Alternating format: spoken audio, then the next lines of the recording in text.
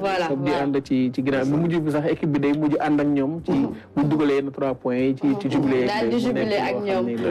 dañ ci dikkaat ci actualité sportive bien évidemment ak kii di Abdoul Aziz Bane waaye mbokk yi léegi nag dañuy daal di jublu ci chronique archive ànd sek Alioune Diop te it nga indil ñu lu am solo. waaw les frères Guissé. Cheikh Djibi ak Alioune. ñett à la base mais avant loolu jaar nañ ci ay groupe quand même. yu mel ni comme Oasis groupe Jiwu Mbañ ba finalement daal ñu toog nag ñoom ne mun nañu dem. man bi ma njëkk a gis les frères Guissé Gorée la woon je crois en 93 festival Gorée Roots Revival. Falman Bazouka à l'époque dinañ ko woowee maintenant sëñ Ousmane moo ko organisé woon ak soxnaam Mame Marème ak Iba Gaye Massar imagine nga scène boo xam ne ponton la ci ndox mi lañ ko teg defe naa c'était la première fois ma gis ko je me demande si amaat na par la suite sëñ Ousmane defoon ko boobu laa njëkk a gis les frères Guissé à Gorée ñu produire Cheikh ak Djibi xam nga bu ñuy wax bu ñuy wax les grandes scènes de frères Guissé dañ ciy citer Apollo Théâtre bu Harlem. Dans l'histoire du Sénégal des musiques sénégalaises je crois que Lemzo Diamono moo fa joué ak les frères Guissé. les frères Guissé te frères Guissé dafa am standing ovation. Apollo Théâtre nga joué fa c'est risqué. parce que bu fekkente ne yëngaloo public bi dafa dara. il paraît que dinañ ñëw dee la quoi léeg pour nga wàcc. am na fit na la wàcc waaw boo dëgëree bopp ñu yuuxu la public bi na la yuuxu quoi donc frère Guissé joué na Apollo Théâtre am fa standing ovation bu may wax les scènes yi ma marqué ci frère Guissé dinaa wax yi nga xam ne Sorano dañ fa daan joué ñoom remplir nañu Sorano avec aisance bien sûr Cheikh Alioune Guissé ni mu daan agrémenté le spectacle mooy da daan toj calebasse yi quoi lekket yi da koy toj day tëgg dem en solo après di ko toj benn par benn mais Africa Fête 97 possible Black Soul frère Guissé centre culturel français à l'époque noonu la tuddoon institut français kenn xaju fa woon d'abord et puis ñu réussir un concert boo xam ne Mamadou Konté ci boppam était très très content et pourtant maa ngi fàttaliku ci ngoon gi rek Mamadou Konté ne ma mais defe naa public dina ñëw Alioune ma ne ko non PBS frère Guissé fii non kenn du fi xaj ça c'est certain quoi ça c'est certain donc dañuy dem jéem a xool benn vidéo Cheikh Guissé juste boppam muy expliquer un peu seen une partie de seen jaar-jaar ba nu ñu former les frères Guissé. C'est parti.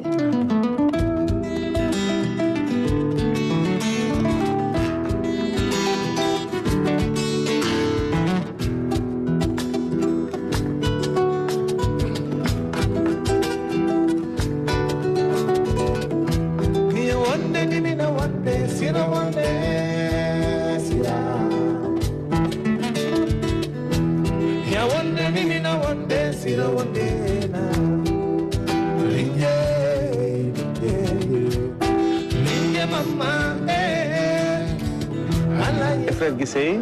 c'est un groupe de 3 frères, Djibi, Alioune et moi, Cheikh.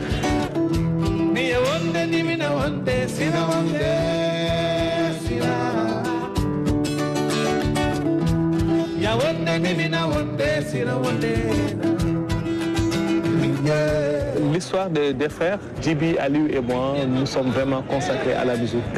il y a très longtemps. On a habité un quartier qu'on appelle Anne, Yarah, et on avait toujours des associations sportives et culturelles qu'on trouvait dans tous les quartiers, des associations qui regroupaient des équipes de football, des troupes de théâtre et autres activités qui se passent souvent pendant l'hivernage, en vacances. Et nous, on a dirigé cette troupe théâtrale pendant longtemps. C'était des chants, des pièces de théâtre, des sketchs pour parler des maux du quartier, défendre la population. Et après, au bout de quelques années, on a vu un petit chemin qu'on a intégré, le groupe Dioumbaigne, Djam et tout. Ça a commencé, c'était vers les années 88, 89, 90.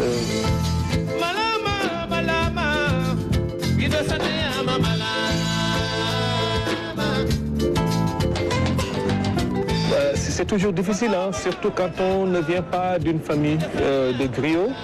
C'est toujours mal vu. Moi, mon papa était muezzin à la mosquée. Il faisait l'appel à la prière tous les jours.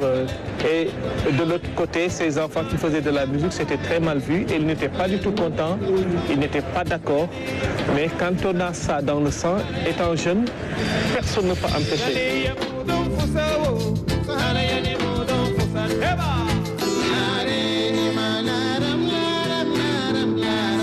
Les textes sont très importants dans notre musique parce que c'est le reflet de la société, c'est ce que nous vivons, c'est l'amour que nous vivons, les rapports que nous avons,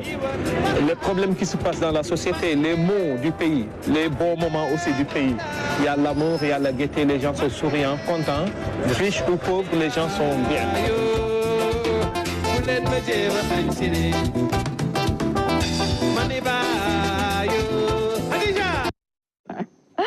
ma ngoog les frères Guissé xam gisoo leen ñu mais nag ñoo ñu doon yëngatu ci suuf non surtout Abdoul Aziz ak voilà ce sont mythiques la chanson Siré Fama etc dañ ci dikkaat bu baax voilà mu nekk groupe boo xam ne bokk na si li marqué seen carrière les tournées yu bari tout à fait ak koo xam ne moom la ñuy wax Mamadou Konté Tringa Africa Fête et puis Tringa boobu ajuma frère Guissé yi ñoo ko moomoon ñoom ñoo fa doon jouer c'était toujours rempli donc frère Guissé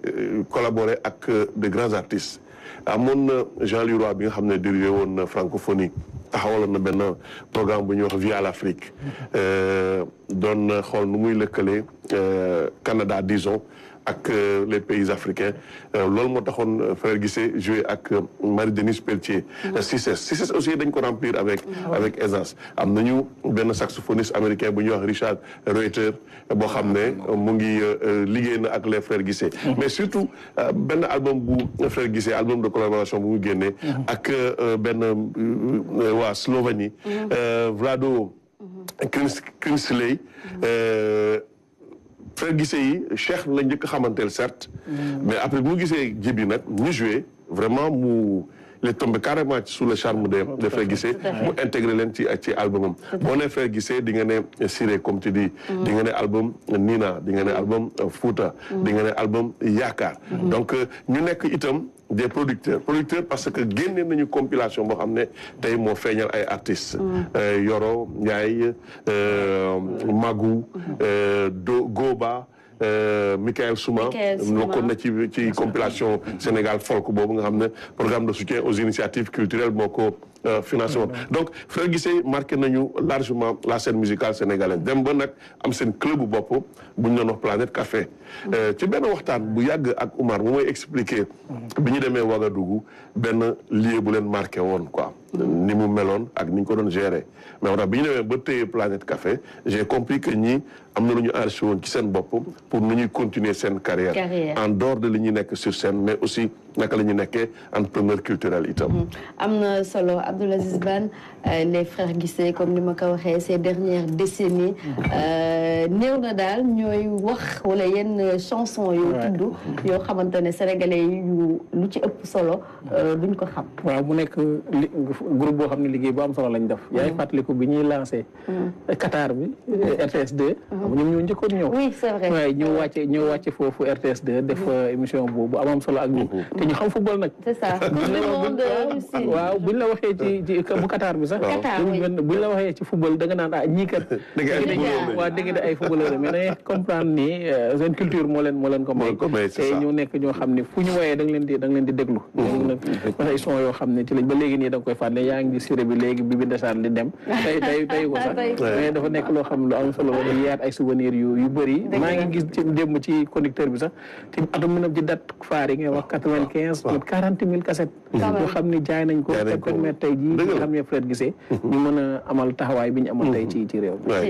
ci réew mi alors monsieur Diop les frères Guissé waaw frère Guissé moom dañ leen di jaajëfal parce que ñoom dañu marqué benn génération te au-delà le milieu artistique ñun seen voix rek c'est de l'art donc vraiment dañ leen sopp quoi ci surtout seen rubrique bi ñuy wax Siré bi ñu doon tax léegi donc morceau boobu vraiment daf ñu marqué ñu ñëpp vraiment donc Fama voilà effectivement même la fois passée le jeudi dernier c'est des artistes vraiment complets quoi surtout tonton Alioune bëgg naa nga ñëw ci ponk boobee parce que gis nañu seen ay instrument du bëri lool mais il y a la voix aussi bi ñuy remarqué ci instrument yi ba tey c'est 100% africain soo xoolee lu ci ëpp moom la ñuy utiliser alors rien que de par leur voix de par ces instruments africains fexe nañu daal ba conquérir le monde et on a même vu ci benn partie dem nañu di dugg ci jazz dugg ci yeneen xeetu musique bu leen ubbil buntu justement comme Richard Reiter boobu mooy wax c'est un jazzman américain musicien Slovénie bi wala de Marie-Denise Pelletier c'est des musiciens étrangers yoo xam ne boo jokkoo ak ñoom effectivement dina la amal njëriñ et comme tu dis instruments africains yi ñu ngi ci seen liggéey les guitares ak les voix imaginez nga le Massa d'Abidjan marché des arts du spectacle africain groupe wàcc rek ñu signaloo ko ay contrat alors que loolu moo tax a jug Massa bi dëgg la donc Frère Guissé yi dund nañu loolu wàcc rek gars yi ñëw envahir seen loge ils ont signé des contrats noonu lañu demee woon Vietnam sama francophonie bi ndeysaan maa ngi rendre hommage itam Sambou Cissé journaliste culturel bu Soleil article bi mu ci defoon mu ko titré woon de Hann à Hanoï de Hann à Hanoï voilà justement donc vraiment Frère Guissé ku leen wax itam bi ñuy def la première partie de Noir Désir en France au Bataclan bi fi amoon coow concert boo xamoon ne amoon na promotion lool donc Frère Guissé marqué nañu la scène sénégalaise waxatuñ ko africaine mais itam entre États-Unis et l'Europe Apollo rek ça compte waxatuma laak nag ñu joué si yeneen dëkk yoo xam ne yu mel ni comme Kansas wala feneen alors beneen ponk itam mooy le contenu de leur chanson waaw ñoom dañuy valoriser texte lu leen concerné la muy olof bi muy pulaar bi dañuy valoriser texte dañuy wax ak nit ñi dañuy wax société bi dañuy développer des faits de société donc nit ñi la ñuy waxal nit ñi nga xam ne jege nañ leen waaw donc qui dit Frère Guissé dit de belle voix mais qui dit Frère Guissé dit aussi des textes vraiment yoo xam ne neex na dégg dina amal njëriñ lii di askan wi donc les Frères Guissé franchement musicien di exécuter la musique sur scène mais itam entrepreneur culturel et puis un groupe qui a fait beaucoup de tournées Cheikh Djibi et Alioune même si maintenant c'est un duo quand même Cheikh et Djibi et puis balaa may jeexal ñu ngi rendre hommage Ifa Mbondi bu Gambie manager Ifa Mbondi moom moo koy gis envoyé ma ko ma woo Djibi ma ne ko mais mu ne non Pape Touré daf ñu marqué Pape Touré daf ñu marqué Ifa Mbondi daf ñu marqué xam-xam dafa làqu la interprété Djibi Guissé bi ma ko woowee ne ko mais Djibi non dañu dajee diaspora yi ma ne ko mais Labo Socé génn na àdduna de mu ne ma xam nga lu ma wax techniquement Djibi buy développé ay woyam ci Labo Socé lay sukkandiku pour développer ay woyam techniquement merci beaucoup Alioune Diop saa su ne xam ngeen ko day dikk ak ñun ci ay kilifa yu marqué lool suñu réew mi ci wàllum aada ak cosaan wala des fois mu dikk ak ñun ci ay xew-xew les Frères Guissé et on rappelle que Cheikh Guissé saa su ne c'est un fidèle téléspectateur dañuy sûr dafa envoyé message dina très bien alors merci beaucoup bu ñu jugee jàkka ja parce que dañuy dem jàkka ji julli ñoom ma ci rendre hommage également Lamine Ngari Diop ab xaritam la également alors léegi mbokk yi nag ñu daal di dugg ci waxtaan